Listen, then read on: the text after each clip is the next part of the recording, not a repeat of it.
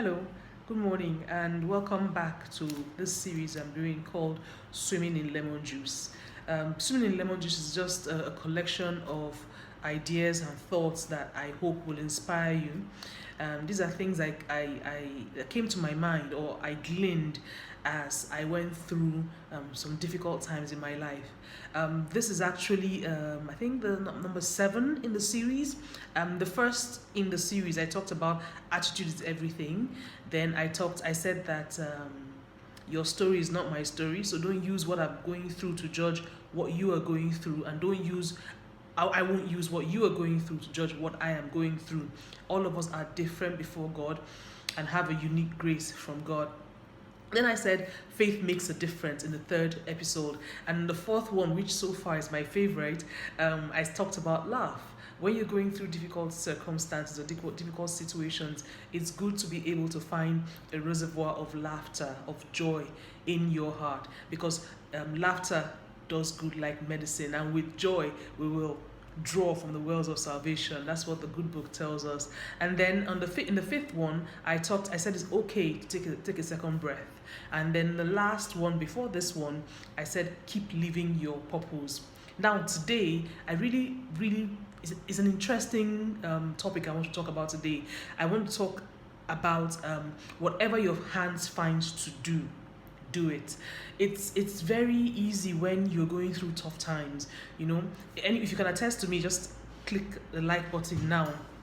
If you can attest to this, I rather click the like button.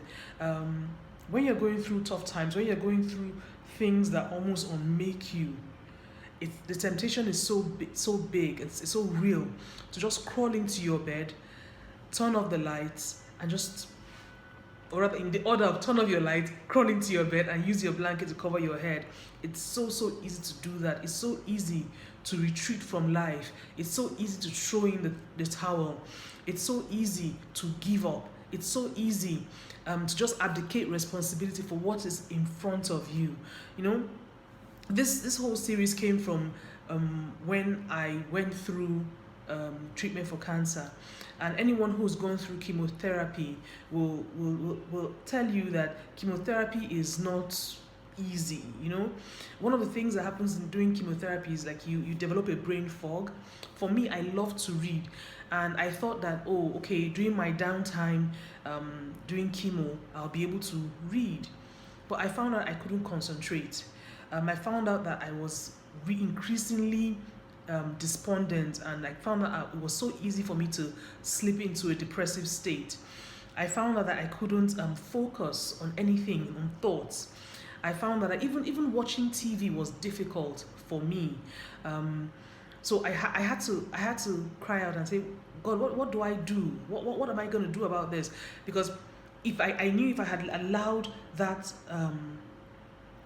those feelings to just settle in me, I would have lost my joy, I would have lost my fighting power, I would have lost my capacity to recover, and I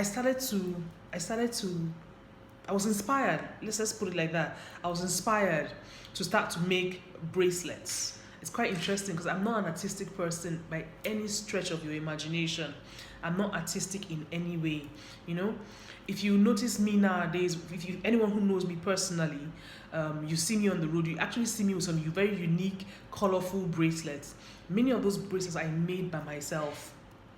I wear them every day nowadays, and they all have things that inspire me. Some of them have written, you are the temple of God. Some of them written, blessed assurance. And these are words that inspired me.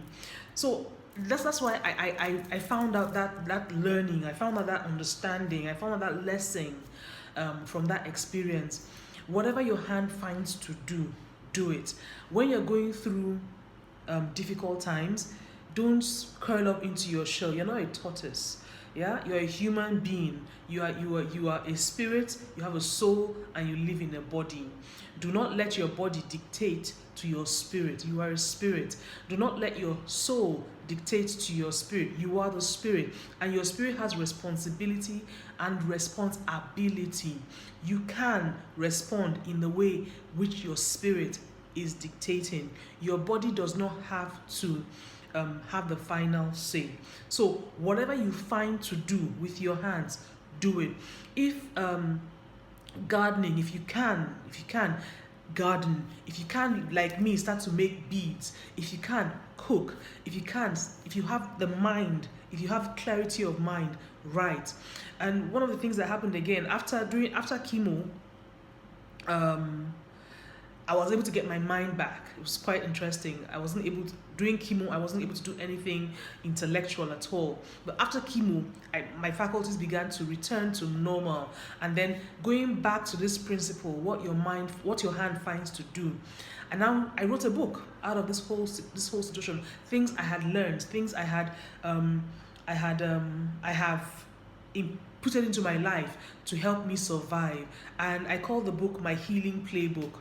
As I said, it's available for free. I don't want to put a price to it because the Bible said, the Bible says, buy the truth and sell it not. I have paid the price, I bought the book, and I'm not going to sell it. Anyways, so whatever your hand finds to do it. When you're going through something difficult, if you have a talent for singing, if you have a talent for songwriting, if you have a talent for sewing. I remember growing up, I found out that sewing with needle and thread was actually very relaxing for me. So sometimes you actually find me sewing with needle and thread. So whatever your hand finds to do, I'm very sure someone thought I was going to talk about something really magnificent when I said whatever your hand finds to do it. It's not that. It's literally whatever your hand finds to do it. What your hands find to do it. Do not let your body dictate to your spirit how you should respond when you're going through tough times. You can respond in a positive way, in a self-empowering way, in a spirit-filled way, in a positive way, because you as an individual that is a spirit, that has a soul, and that lives in a body, you have responsibility. Yeah. So I want to stop right here because I really don't like this videos to be too long. What do your hands find to do? What do you think you can do with your hands? What do you fall back to? What can you do to keep yourself busy and focused on positivity? I'd like to know. I'd like to hear your ideas. I've told you things I've done. I've told you I wrote a book. I've told you I sew with needle and thread. I've told you I make bracelets. And what about you? What about you? I'd really like to hear from you. You may inspire me. I hope you do inspire me. Let's rub minds together. Again, finally, anyone who has a challenge, DM me. I would love to talk with you. Finally, I really appreciate your likes. I really appreciate everyone who likes this video. Thank you so much. But can we go a step further? I believe there's someone in your network who will need to hear this series, who will need to hear what we've been talking about. Please do me a favor. Could you share this in your network? Share it on your Facebook. You can share the link to this Facebook post or this YouTube post, wherever you're watching it. You can share it to your WhatsApp. You can share it to your WeChat. You can share it. Someone may need to hear this, and let the person know that they have responsibility, because there is spirit that lives in the body and has a soul. Thank you very much. Until next time. Bye-bye.